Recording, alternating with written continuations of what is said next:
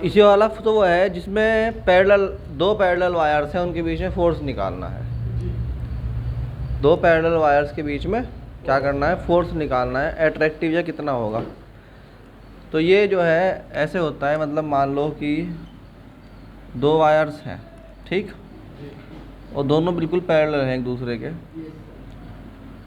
इसका नाम है वायर 1 W1 और इसका नाम है W2, ठीक है, W1 और W2। इसमें करंट जा रहा है I1 और इसमें करंट जा रहा है I2। इन दोनों के बीच की पैरेलल डिस्टेंस है D, ठीक। अब देखो, जब किसी वायर में करंट फ्लो होता है तो उसके चारों तरफ मैग्नेटिक फील्ड डेवलप हो जाता है। ये वाली बात सबको पता है कि नहीं पता है? इसमें कोई ख़ास बात है क्या? तो जैसे मान लो करंट ये है, पहली वाली वायर है W1, इसमें करंट जा रहा है I1। इसकी वजह से यहाँ पर चारों तरफ क्या बनेगा, तो इसका मैग्नेटिक फील्ड मान लो इस वायर पे है B1। जब इसने वायर ने 1 ने मैग्नेटिक फील्ड बनाया तो वो वायर 2 तक बना B1, ठीक है। और कैसे बना होगा वो तो मालूम ही है। ऐसे समझो कि तुम सर्किल बना होगा एक बड़ा सा, और वो इसे काटता हुआ जा रहा होगा इस पॉइंट को, ऐसे ऐसे तो बनता है गोलाई में। और इस वाल ये राइट हैंड हाथ कैसा ऐसे बनता है ना गोलाई में, तो ये बन गया होगा ऐसे, तो वहाँ से काटता हुआ निकल रहा होगा। इसका मतलब यहाँ पर जो मैग्नेटिक फील्ड है वो ऐसे होगा, अंदर की तरफ को जाता हुआ, इस वायर को काटता हुआ। जैसे ये वायर ऐसे है तो इसको काटता हुआ निकल रहा 90 डिग्री पे, ठीक है। जिस तरीके से B1 मैग्नेटिक फील्ड है वायर 1 का ऑन वायर 2, इसी तरह वायर 2 का भी मैग्नेटिक फील्ड होगा किस पे, वायर 1 पे।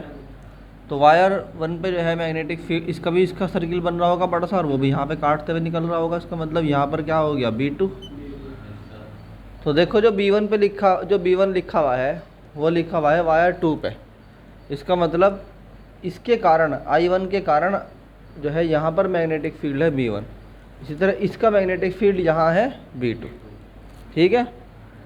तो दोनों में कैसे गुजर रहा, परपेंडिकुलर निकलता हुआ। इसमें कैसे आ रहा होगा, ऐसे करते हुए इसमें बाहर को आ रहा होगा, ठीक।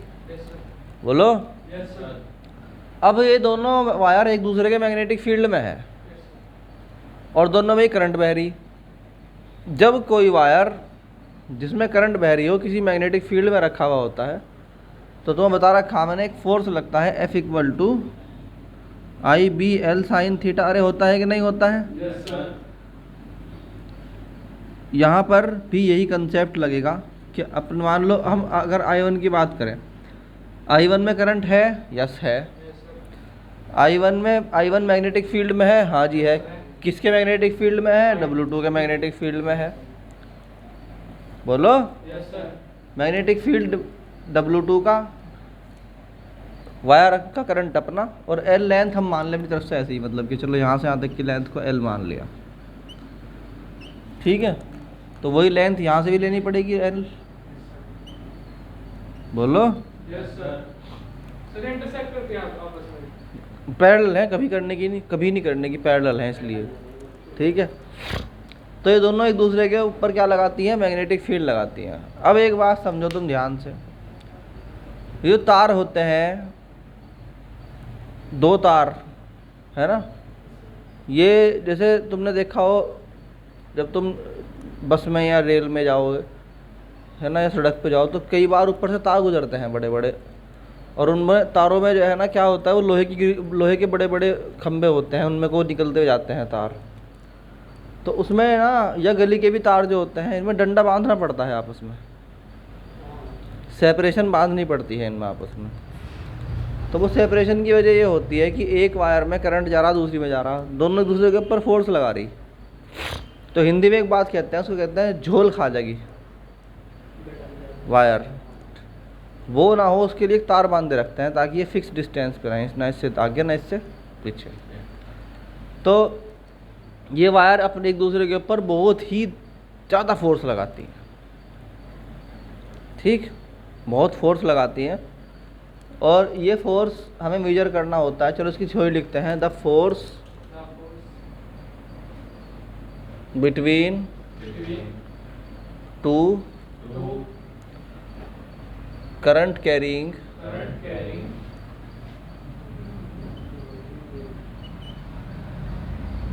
Parallel wires. parallel wire. दो पैरेलल वायर हैं, ठीक है, तो हम कहते हैं let there are two Two wires wires. W1 and kept at parallel distance D। ठीक है, current in W1 In W1 and W2 are and W2 are I1 and I2। बोलो। Yes, sir. Magnetic field Magnetic field at wire 2 at wire 2 due to wire 1 due to wire कितना होगा B1। अब किसी wire की वजह से D distance पे कितना मैग्नेटिक फील्ड होता है, म्यू नॉट अपॉन 4 पाई, या ऐसे ले लो तो एम्पेयर सर्किट लॉ के अकॉर्डिंग समझा रखा, म्यू 1 आई 2 पाई आर यानी डी। किसी वायर के आसपास अगर मैग्नेटिक फील्ड चेक करना है तो उसका फार्मूला क्या होता है, B equal to mu naught I upon 2 pi R. था कि नहीं था? अरे बोलो, करवाया था ये मैंने। अब नोट्स तक उतार देनी हो फिर यूँ करते तो ये फॉर्मूला याद नहीं है तो है याद ये वाला फार्मूला, इसी के अकॉर्डिंग ये आ गया। ठीक, तो मैग्नेटिक फील्ड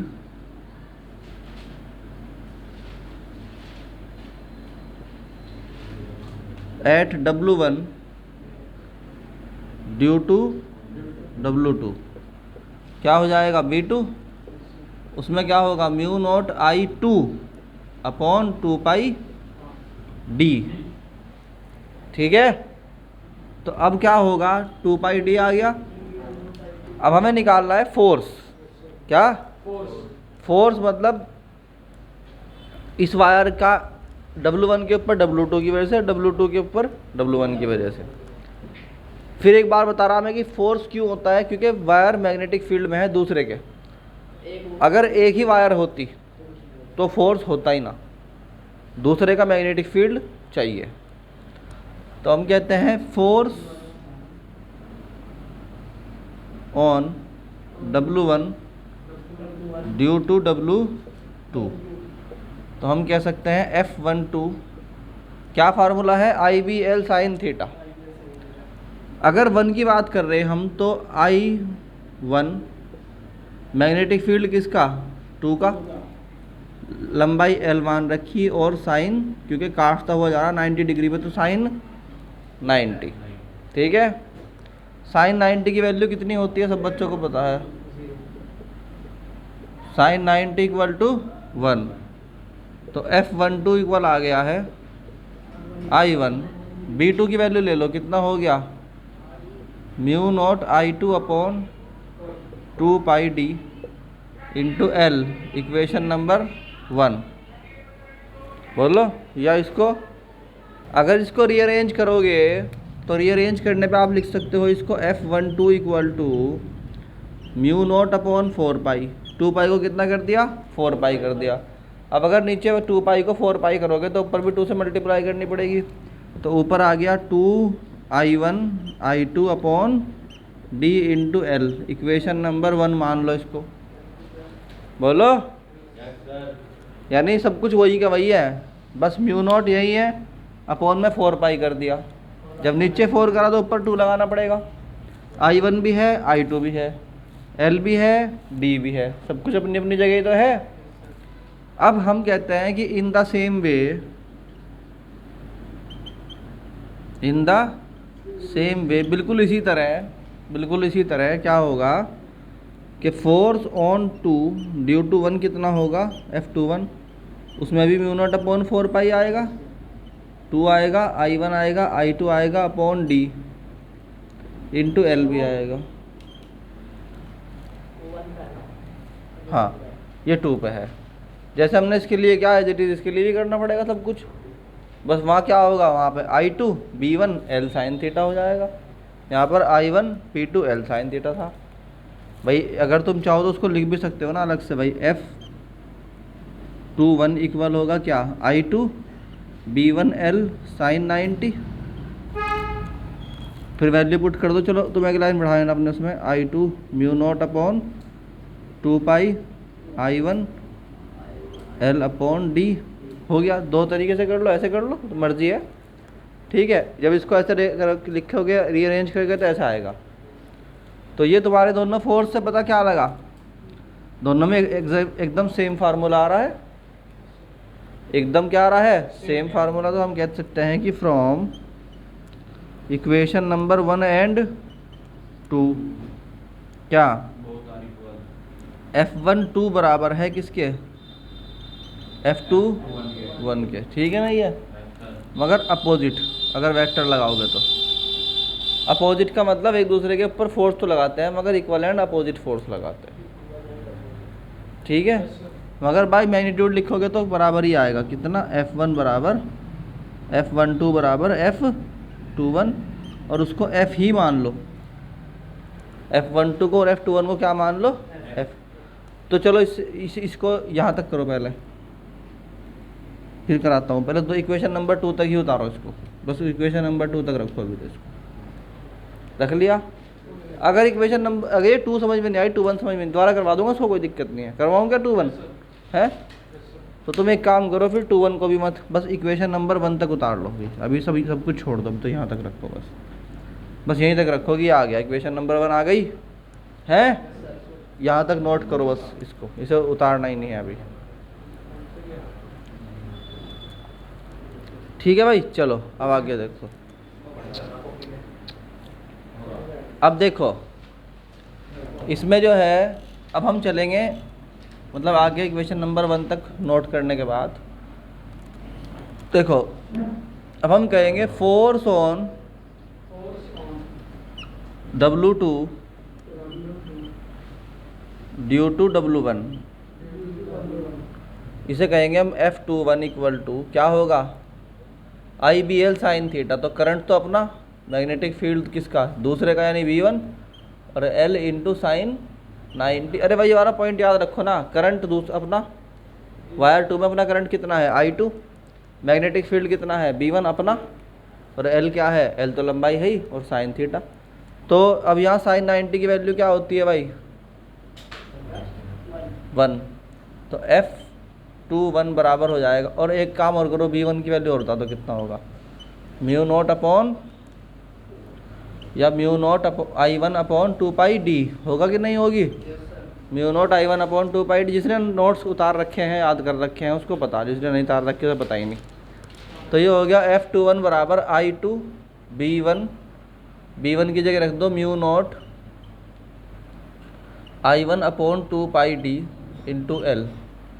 तो अगर तुम इसको रीअरेंज करोगे F21 को तो क्या आएगा, mu naught upon 4 pi 2 I1 I2 upon D into L। बोलो अब इक्वेशन नंबर 1 और 2 को जरा कंपेयर करके देखो, दोनों में क्या फ़र्क आ रहा है आपस में। तो इन दोनों में क्या फ़र्क आ रहा है आपस में, कुछ भी फ़र्क नहीं है। तो हम कह सकते हैं फ्रॉम इक्वेशन, तो 1 और 2 में देखो आपस में क्या फ़र्क आ रहा, हम कहेंगे फ्रॉम, अरे यहाँ देखो, फ्रॉम इक्वेशन 1 एंड 2। तो फ्रॉम इक्वेशन 1 एंड 2 हम क्या कह सकते हैं कि फ्रॉम इक्वेशन 1 एंड 2 देखो F12 बराबर किसके आ गया, F21 के, और लिख सकते हैं हम किसको, दोनों को F लिख सकते हैं।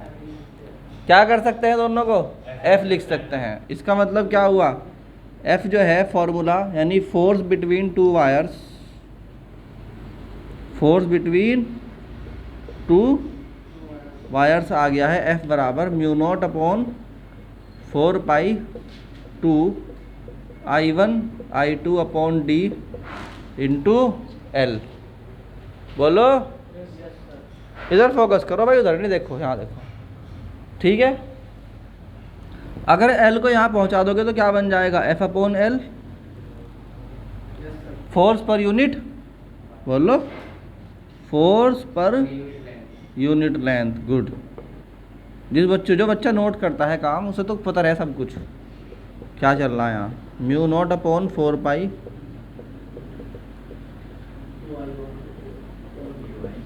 ठीक है, आई नहीं बात समझ में, बोलो।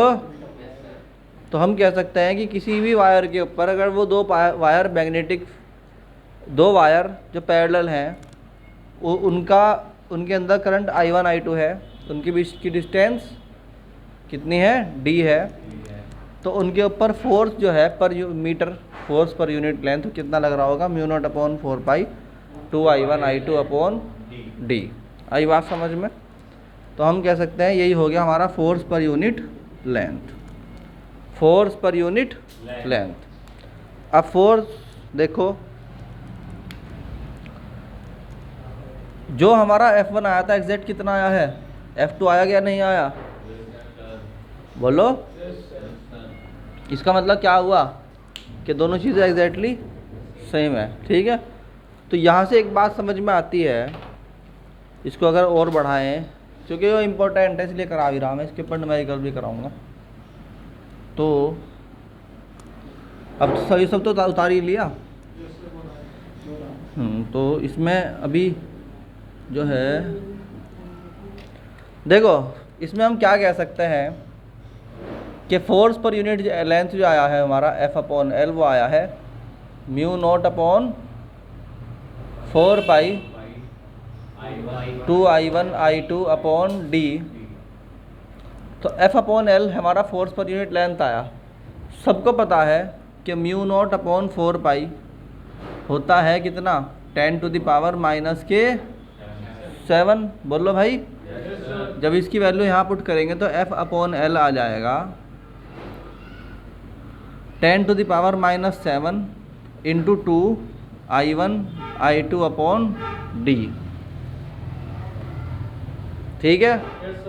यहाँ से क्या पता लगा, अगर इफ़ I1 की वैल्यू और I2 की वैल्यू दोनों की 1 एम्पियर होती, दोनों में करंट कितना बह रहा होता, 1 एम्पियर, और उनके बीच की डिस्टेंस D भी कितनी होती, 1 मीटर, उनके बीच की डिस्टेंस कितनी होती, 1 मीटर।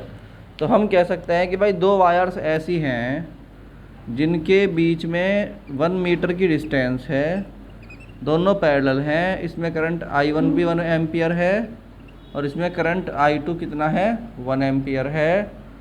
तो उनके बीच में कितना फोर्स होगा, यहाँ से जो है फोर्स कितना होगा, ये देखो, रख दो सारी वैल्यूज़, क्या हुआ, 2 1 1 1 ख़त्म, तो 2 into 10 to the power minus 7 newton per metre होगा, ठीक। तो हम कहते हैं भाई कि what is the definition of 1 ampere. 1 ampere is the current that when flow into parallel wires at distance, कितनी डिस्टेंस पे रखी हुई है हमें, 1 metre, then produce force of 2 into 10 to the power minus 7 newton per metre. एक बात जो इसके अंदर नोट करने वाली है वो यह है कि अगर ये wires same current same direction में जा रहा, मतलब केस 1 है इसमें कि current in same direction, current in same direction, तो इसमें भी इधर को इसमें भी इधर को, तो हम कह देंगे भाई I1 I2 क्या हो गया, सेम डायरेक्शन में, तो क्या करेंगे, फोर्स एट्रैक्टिव होगा, एट्रैक्ट करेंगे। केस नंबर 2, ये तो 1 था, अपोजिट डायरेक्शन में अगर है तो तो क्या होगा, एक वायर में ऐसे ऐसे जा रहा करंट, इसमें जा रहा ऐसे, तो क्या करेंगे भाई, रिपल्शन होगा। ठीक है, हैंड टू हैंड याद करो, हैंड टू हैंड नोट करो, नोट हो रहा तो ठीक है, कोई दिक्कत नहीं है। इसलिए कराया क्योंकि ये बहुत इंपॉर्टेंट है, बोर्ड में आता है। ठीक।